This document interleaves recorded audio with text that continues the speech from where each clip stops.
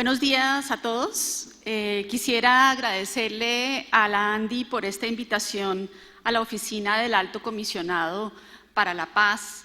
Él habría querido también compartir con nosotros. Tengo entendido que han tenido un día terriblemente dinámico ayer, lleno de historias que inspiran. Y debo decir, celebro mucho que la ANDI dedique esta sesión de su conferencia anual de responsabilidad social al tema de inclusión. Hoy nos parece obvio, pero de repente hace 15 años hablar de inclusión era anatema. Entonces, celebro mucho esta escogencia por parte de la ANDI muy visionaria. Bueno, quisiera darles un poquito mi perspectiva como analista política, en qué etapa está Colombia, qué significa el panorama del posconflicto, qué retos vamos a tener y qué rol puede jugar el empresariado en esa etapa. Colombia está atravesando al menos 3 procesos de manera simultánea, procesos que se superponen y que a veces influye el uno sobre el otro. Y la verdad es que que esto esté ocurriendo al mismo tiempo es un reto. Un proceso es la transición de la guerra a la paz. Y pues bueno, en esa transición hemos tenido diferentes puntos de transición desde hace rato, finales de los 80, comienzos de los 90, cuando se desmovilizaron los primeros 5 grupos de guerrilla, 2005, cuando se desmovilizaron las AUC, y ahora bueno, estamos en la mitad de negociaciones con las FARC y todos esperando que ojalá el ELN también se una a estas conversaciones. Entonces estamos en esa transición. Como todos ustedes saben y como lo describe Humberto de la Calle, hemos avanzado bastante en las negociaciones. Estamos en la última etapa del premio de montaña. Falta poco, pero es esa parte más empinada, donde estamos tocando temas realmente difíciles como son los de justicia transicional y las reglas del fin del conflicto, las reglas de monitoreo, verificación, etcétera. Entonces, esa es la transición de la guerra a la paz. El otro fenómeno por el cual estamos atravesando es surgimiento económico, ¿no? Tasas de crecimiento altas, relativamente sostenidas, cosa que no está pasando en otras partes del mundo, inversión extranjera que se incrementa año a año. Hemos podido sacar al menos 2,5 millones de colombianos de la pobreza. Entonces estamos cambiando de estatus, de economía en vía de desarrollo a economía emergente, pujante, globalizada, moderna, y ese es otro proceso por el cual estamos pasando y está sucediendo justo al tiempo mientras estamos en transición desde la guerra a la paz. La entrada de Colombia a la OECD es el símbolo, si se quiere, de ese cambio de estatus. Y eso implica que vamos a tener retos típicos de ese tipo de crecimiento y transición, donde el mercado va muchísimo más rápido que las instituciones. Y eso es un fenómeno global, digamos, no es algo específico de Colombia. Ese gap de gobernanza, como se le llama, a nivel global, es justo un reto el cual estamos teniendo todos. En tecnologías de la información es un ejemplo. Van súper rápido, pero todavía no sabemos cómo regular la protección a la privacidad, pero abrir el acceso, qué hacer con Bitcoin, por ejemplo, una concepción de moneda diferente. Todas estas, digamos, revoluciones tecnológicas van muchísimo más rápido que las plataformas, si se quiere, de regulación para poder encaminarlas hacia cosas buenas y evitar sus impactos adversos. Entonces, eso es lo que implica un mercado emergente. El tercer proceso por el cual está pasando Colombia y que no es, de nuevo, no es exclusivo colombiano, es más, es un fenómeno global, son resistencias sociales al statu quo político y o al statu quo socioeconómico. resistencias al lado oscuro de la globalización. La globalización tiene un lado claro, un lado de impactos positivos, pero también tiene un lado oscuro, por ejemplo, la inequidad, la falta de presencia de Estado en ciertas zonas, poblaciones que se quedan marginalizadas del mercado, impactos adversos de operaciones económicas que no sabemos manejar bien, impactos ambientales, en fin, y estas resistencias se manifiestan en descontento social. Si alguien mira un poquito la línea de tiempo de los últimos 4 años, hemos visto protestas sociales desde Tunisia hasta Egipto, en Inglaterra, en Brasil, en Colombia, en Australia, en Malasia, en todas partes del mundo hemos visto este tipo de manifestaciones sociales. Y pues esto está también sucediendo en Colombia y para nosotros es parte, digamos, es un fenómeno nuevo, con el conflicto armado violento protagonizado por guerrillas y paramilitares habíamos vivido hace mucho tiempo, pero esta nueva ebullición social es un factor nuevo. Entonces, estas 3 cosas están sucediendo al mismo tiempo y ninguna de estas transformaciones son fáciles, todas son bien profundos. Muchos otros países están pasando por procesos relativamente similares. La semana pasada tuve la oportunidad de estar en la cumbre global del Foro Económico Mundial y citaban cuáles son las 5 prioridades que los líderes económicos y políticos y líderes sociales están viendo hoy, y entre ellas el primer reto es inequidad, el segundo persistencia del desempleo, particularmente en la población joven, el tercero falta de liderazgo político entre los gobiernos y partidos políticos para tomar las decisiones difíciles que hay que tomar, nueva competencia geoestratégica y un rezago o debilidad de la democracia representativa, que ya aparentemente se nos ha quedado atrás y no nos funciona en las democracias modernas, además comunicadas con tecnología. Entonces, solo para describirles un poquito cuál es el sabor, cuál es el panorama que yo como analista veo. Ahora, el cambio de la conducta de las empresas o cuál es el rol de las empresas está en el centro de discusión global y particularmente para nosotros, porque además nosotros, aparte de todas estas transformaciones, estamos en un proceso de transición de guerra a paz. Entonces, eso implica para nosotros una serie de tareas particulares que de repente en países que no tengan conflictos armados no tendrían. Entonces, nuestra construcción de paz tendrá que ser un esfuerzo por encaminar todos estos procesos de una forma pacífica. Ahora, ¿cuál es el conjunto de tareas o la visión que hemos empezado a construir desde la Oficina del Alto Comisionado para la Paz, escuchando diferentes visiones de otras agencias de gobierno, visiones de empresarios, visiones de líderes de innovación social, como muchos de ustedes que están aquí? Nosotros hemos identificado que una fórmula, si se quiere, una receta para el posconflicto debería tener al menos 3 ingredientes. Y hay algunos de estos ingredientes que son obvios, que los conocemos y en los cuales ya manejamos muy bien, pero otros que de repente no. Voy a empezar por el que no es tan obvio, que no aparece tanto en las conversaciones de posconflicto. Y uno es que la construcción de paz empieza por casa. Con frecuencia, aunque hoy en día menos, el aporte de las empresas en la sociedad se ha entendido como filantropía o como filantropía estratégica, como inversión social, pero nos hemos dado cuenta que también hay que arreglar la casa por dentro. Y ese arreglar la casa por dentro implica, por ejemplo, que las empresas tienen que mirarse a sí mismas y entender cuál es su comunicación con sus empleados.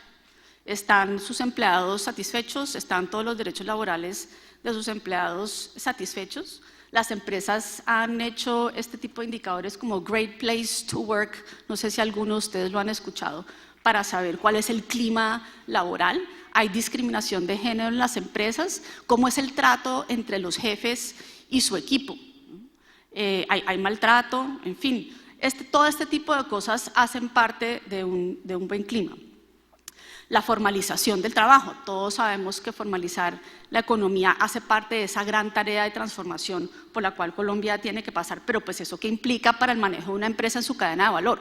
La empresa ha chequeado en su cadena de valor qué tanta informalidad hay en su cadena de valor y trabaja con sus socios para poder superar esa informalidad en la cadena de valor. Eso es diferente, por ejemplo, a decir, bueno, yo quiero apoyar una fundación que se dedica a suplir necesidades de educación en una zona remota del Amazonas. Todo eso está bien, pero si yo hago eso y no miro la informalidad en mi cadena de valor, entonces hay una brecha en mis acciones. Entonces, mucha de la tarea empieza por casa. Por ejemplo, ¿hay protección para las personas que denuncian corrupción? ¿O hay protección dentro de la empresa para las personas que denuncian alguna posible actividad que vaya en contra del derecho a la sindicalización?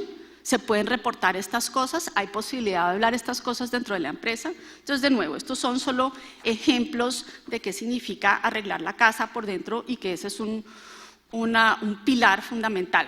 Quisiera reformularlo en un término técnico que además está en los estándares internacionales y que lentamente pienso que la economía colombiana se irá familiarizando con él, y es la debida diligencia. La debida diligencia es un término que hoy en día significa que las empresas tienen la responsabilidad de poder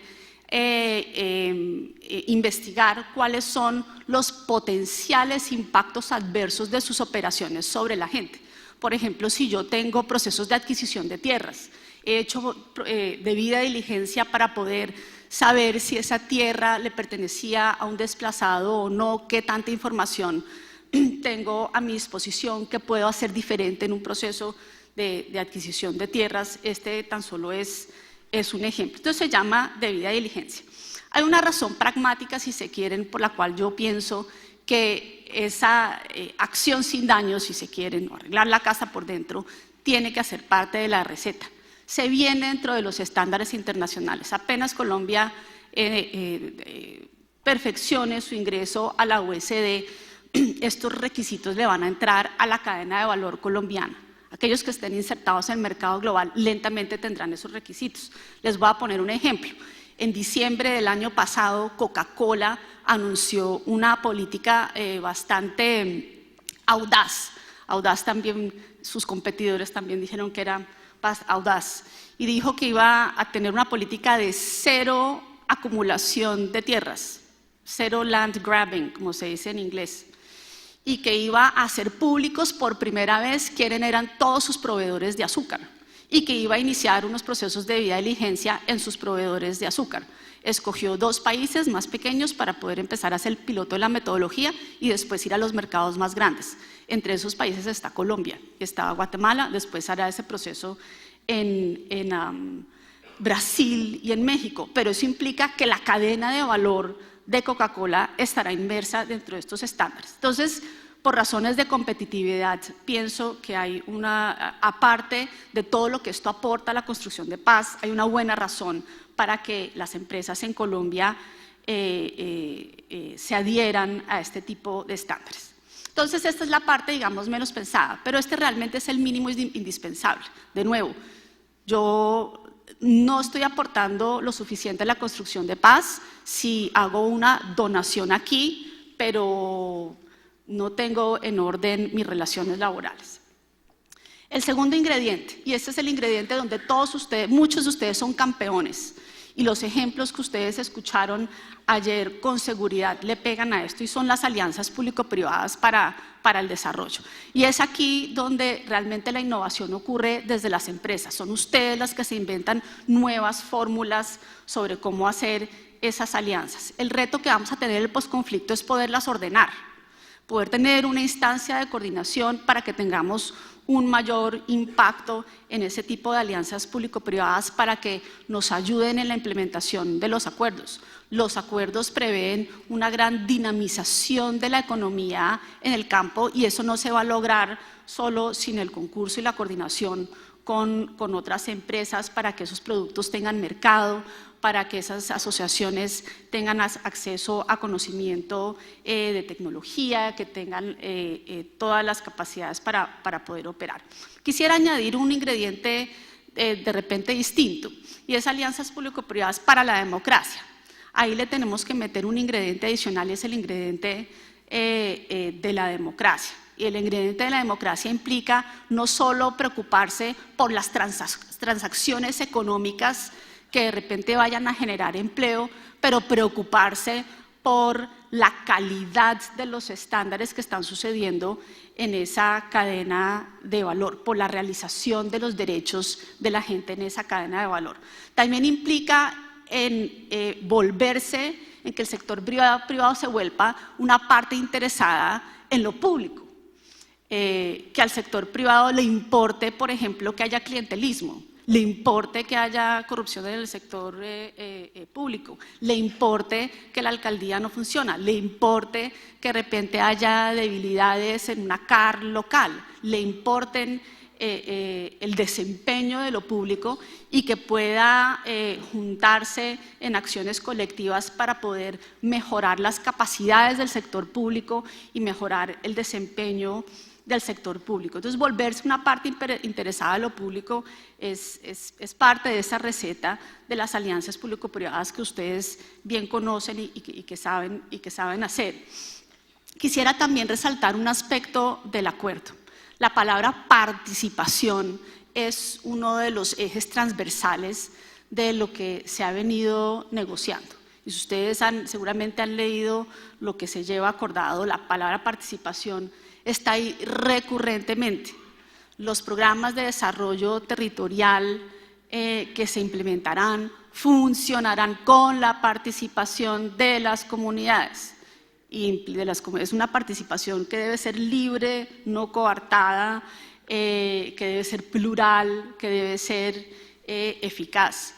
La promoción de procesos participativos de planeación de desarrollo a nivel municipal y a nivel departamental es algo, por ejemplo, que el acuerdo quiere promocionar. En estos procesos participativos locales, usualmente, o en algunos lugares, con frecuencia, los que vienen a participar es un puñado de líderes de algunas ONGs locales. No necesariamente son todas las comunidades y no necesariamente son los empresarios locales. Desde hace varios meses, la Oficina del Alto Comisionado, en colaboración con la Red ProDePaz, por ejemplo, lleva haciendo foros a nivel local para poder informar acerca del acuerdo, para poder ir mapeando las capacidades locales para la implementación de los acuerdos. Y es muy interesante que en estos foros abiertos recurrentemente están ausentes parte de los empresarios locales, tanto pequeños como los grandes que tienen operación ahí. Necesitamos que empresarios y comunidades se sienten juntos, en la misma mesa, porque necesitamos un espacio eficaz para poder dirimir diferencias sobre las visiones de desarrollo, en lugar de que se diriman en las calles con protestas que podrían volverse violentas. Entonces, esto implica un ejercicio de participación, este es un ejercicio de democracia. Entonces, ese es el segundo renglón de la visión que se está construyendo. La tercera es la reconciliación. Un experto en procesos de paz que fue negociador en Centroamérica hace unas semanas decía: verdad y justicia están muy bien y son necesarias en un conflicto, pero en mi experiencia no automáticamente llevan a la reconciliación, porque usualmente salen datos, experiencias terriblemente fuertes y dolorosas para muchas partes de la población, y eso lo que hace es que polariza los ánimos y las emociones. Eso no implica que no debamos tener verdad y justicia, pero implica que la reconciliación o la convivencia pacífica o reglas mínimas para estar juntos no van a suceder si no las hacemos a propósito. Entonces, despolarizar es algo que hay que tejer en todos los proyectos que hacemos. Así, hace 15 años, cuando se volvió política pública, tener enfoque de género, y le incluíamos enfoque de género a muchos proyectos que hacíamos, tenemos que incluirle el enfoque de despolarización a mucho de lo que hacemos, y eso implica desde la narrativa hasta los diseños de los proyectos sociales que están haciendo. ¿Qué tipo de plataforma estoy ofreciendo para que dos personas que no se hablen pudieran hablar? Entonces, ese es el tercer eje, la reconciliación, que nos lleva a una nueva plataforma para la relación Estado, mercado, sociedad. 30 segundos. Esto implica retos de coordinación. Hay muchas iniciativas. Las empresas en Colombia, tanto extranjeras como colombianas, son terriblemente dinámicas. Tenemos al grupo Business for Peace, tenemos al grupo de Reconciliación Colombia, tenemos una excelente plataforma, la ANDI, que ha inspirado a muchos con el lema de Soy Capaz. Yo apostaría que son muchas de las mismas empresas las que hacen parte de las mismas iniciativas, y puede que haya un poco de desgaste, y vamos a tener que encontrar unas formas, digamos, más enfocadas de poder colaborar. Termino ahí y los invito a que hagan parte de esta conversación para que podamos refinar esta versión juntos y los aspectos prácticos de su implementación. Gracias.